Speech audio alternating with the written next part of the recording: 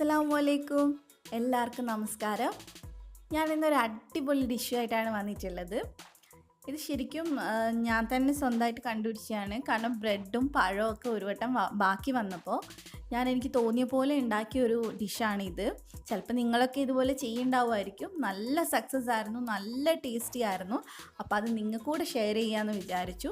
ഇത് കുട്ടികൾക്ക് സ്കൂളിൽ കൊടുത്തു വിടാനും അതുപോലെ ഗസ്റ്റൊക്കെ വരുമ്പോൾ പെട്ടെന്ന് ഉണ്ടാക്കി കൊടുക്കാനും പറ്റുന്ന ഒരു വെറൈറ്റി സ്നാക്കാണ്. അതുപോലെ തന്നെ നമുക്ക് ഇഫ്താറിന് വേണമെങ്കിൽ സെർവ് ചെയ്യാം, എന്തെങ്കിലും വിരുന്നൊക്കെ ഉണ്ടെങ്കിൽ സെർവ് ചെയ്യാം. നല്ല ടേസ്റ്റി ആയിട്ടുള്ള ഒരു ഡിഷാണ്.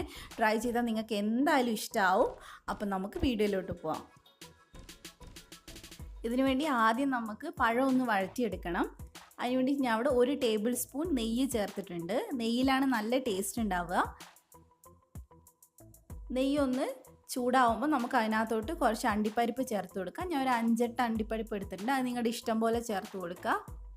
അതുപോലെ തന്നെ കുറച്ച് ഉണക്കമുന്തിരിയും കൂടെ ചേർത്ത് കൊടുക്കുക. അതിനും കറക്റ്റ് അളവൊന്നുമില്ല, ഇഷ്ടമാണെങ്കിൽ കൂടുതൽ ചേർക്കാം. ഇനി നമുക്ക് അതിനകത്തോട്ട് ചെറുതായിട്ട് അരിഞ്ഞു വെച്ചിട്ടുള്ള പഴം ചേർത്ത് കൊടുക്കുക. അത്യാവശ്യം നല്ല പഴുത്ത പഴം എടുക്കണം, എന്നാൽ മാത്രമേ നല്ല ടേസ്റ്റ് ഉണ്ടാവുള്ളൂ. ഇല്ല കഴിക്കുമ്പോൾ വലിയ ടേസ്റ്റ് ഉണ്ടാവില്ല.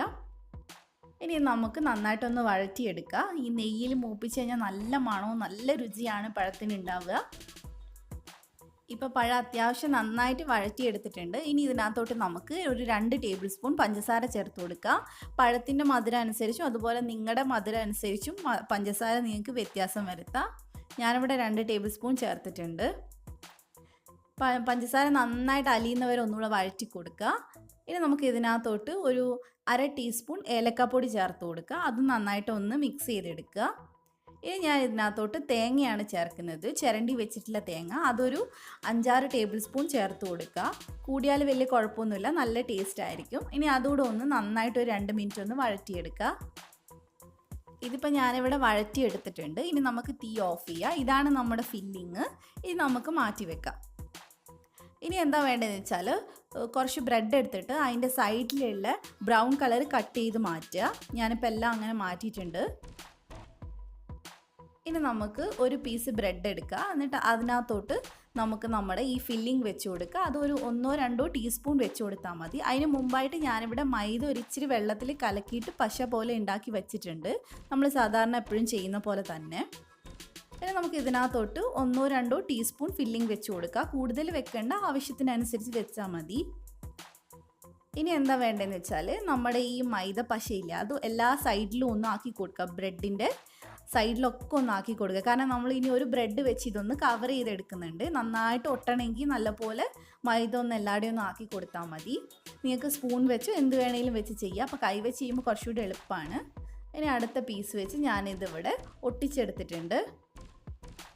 കണ്ടോ, ഇതിപ്പോൾ നന്നായിട്ട് ഞാൻ 2 ബ്രെഡും കൂടെ ഒട്ടിച്ചെടുത്തു. ഇപ്പോൾ അതിൻ്റെ ഇടയിലായിട്ട് നന്നായിട്ട് ഫില്ലിംഗ് ഒക്കെ മിക്സ് ആയിട്ടുണ്ടാവും.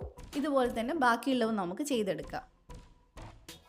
ശരിക്കും ഇത് ഒരെണ്ണം കഴിച്ചാൽ മതി വയറ് നിറയാനായിട്ട്. കുട്ടികൾക്കൊക്കെ ലഞ്ച് ബോക്സിലോ അല്ലെങ്കിൽ സ്നാക്കായിട്ടൊക്കെ കൊടുത്തു വിട്ട് കഴിഞ്ഞാൽ അവർക്ക് നല്ല പോലെ ഇഷ്ടമാവും. അപ്പോൾ എല്ലാവരും ഒന്ന് ട്രൈ ചെയ്ത് നോക്കണം കേട്ടോ. ഇതെല്ലാം നമുക്ക് ഇതുപോലെ തന്നെ ചെയ്തെടുക്കാം.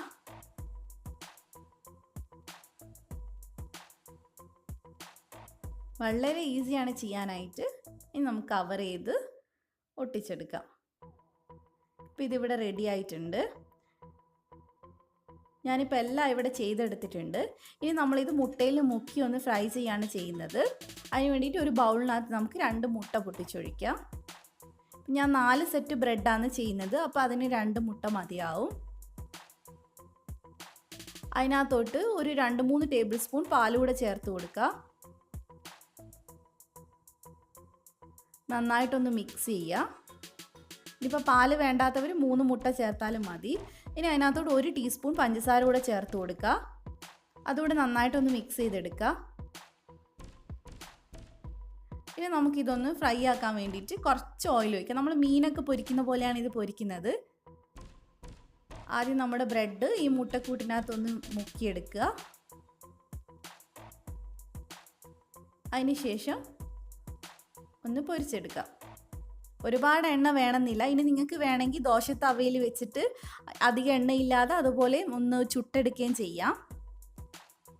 2 മിനിറ്റ് കഴിയുമ്പോൾ ഇതൊന്ന് മറച്ചിട്ട് കൊടുക്കുക. സാധാരണ ഞാൻ കുഞ്ഞിന് വേണ്ടിയിട്ട് ബ്രെഡ് ചുമ്മാ ഒന്ന് മുട്ടയിൽ മുക്കി പൊരിച്ചെടുക്കാറുണ്ട്. ഇപ്പോൾ ഇത് ഫില്ലിംഗ് ഒക്കെ ആകുമ്പോൾ അതിനേക്കാളും ടേസ്റ്റാണ് കഴിക്കാനായിട്ട്, കുട്ടികൾക്ക് നല്ല ഇഷ്ടമാവും. ഇപ്പോൾ 2 സൈഡും നന്നായിട്ട് മൊരിഞ്ഞിട്ടുണ്ട്. ഇനി അതിൻ്റെ 4 വശങ്ങളും ഒന്ന് ജസ്റ്റ് ഒന്ന് ഇതുപോലെ ഒന്ന് വെച്ചിട്ട് മൊരിച്ചെടുക്കുക. ഒരുപാട് സമയമൊന്നും വേണ്ട, പെട്ടെന്ന് തന്നെ നമുക്ക് മൊരിച്ചെടുക്കാൻ പറ്റും. അതുപോലെ തന്നെ ഇതും നമുക്കൊന്ന് ചെയ്ത് കൊടുക്കുക. 2 സൈഡും ചെറുതായിട്ട് ഒരു ബ്രൗൺ കളർ ആയാൽ മതി. അപ്പോൾ ഇനി നമുക്കിതെടുത്ത് മാറ്റാം. ഒരുപാട് ഓയിലൊന്നും കുടിക്കില്ല, കാരണം നമ്മളിത് ഡീപ്പ് ഫ്രൈ ചെയ്യുന്നില്ല. അപ്പോൾ ഒരുപാട് ഓയിലൊന്നുമില്ല, കഴിക്കാൻ നല്ല ടേസ്റ്റാണ്. അപ്പോൾ ഓയിൽ ഒട്ടും വേണ്ടാത്തവർക്ക് ദോശത്തവയിൽ വെച്ചിട്ട് ചെയ്യാം. ഞാനിത് കട്ട് ചെയ്ത് കാണിക്കുന്നുണ്ട്.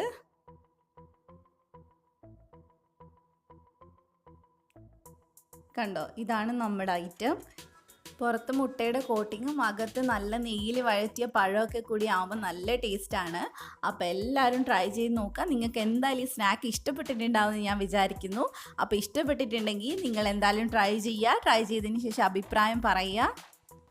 അപ്പോൾ നിങ്ങൾക്ക് എൻ്റെ വീഡിയോ ഇഷ്ടപ്പെട്ടിട്ടുണ്ടെങ്കിൽ ലൈക്ക് ചെയ്യാൻ മറക്കരുത്. അതുപോലെ തന്നെ ഫ്രണ്ട്സിനൊക്കെ ഷെയർ ചെയ്ത് കൊടുക്കുക. ധ്യാൻസ് കണ്ണൂർ കിച്ചൻ നിങ്ങൾ ആദ്യമായിട്ടാണ് കാണുന്നതെങ്കിൽ ഈ വീഡിയോൻ്റെ തൊട്ട് താഴെ സബ്സ്ക്രൈബ് എന്നുള്ളൊരു റെഡ് ബട്ടൺ കാണും. അതൊന്ന് ക്ലിക്ക് ചെയ്യുക. അത് ക്ലിക്ക് ചെയ്യുമ്പോൾ തൊട്ടടുത്ത് തന്നെ ഒരു ബെല്ലിൻ്റെ പടവും കൂടെ വരും, അതുകൂടെ ഒന്ന് ക്ലിക്ക് ചെയ്യുക. അപ്പം ഞാൻ വീഡിയോസ് ഇടുമ്പോൾ നിങ്ങൾക്ക് നോട്ടിഫിക്കേഷൻ വരുന്നതായിരിക്കും. അപ്പം മടിയില്ലാതെ എല്ലാവരും ഇപ്പം തന്നെ സബ്സ്ക്രൈബ് ചെയ്യുക. അപ്പോൾ ഇനി ഒരുപാട് നല്ല നല്ല റെസിപ്പീസായിട്ട് ഞാൻ വരുന്നതായിരിക്കും ഇൻഷാ അല്ലാഹ്. Thank you for watching.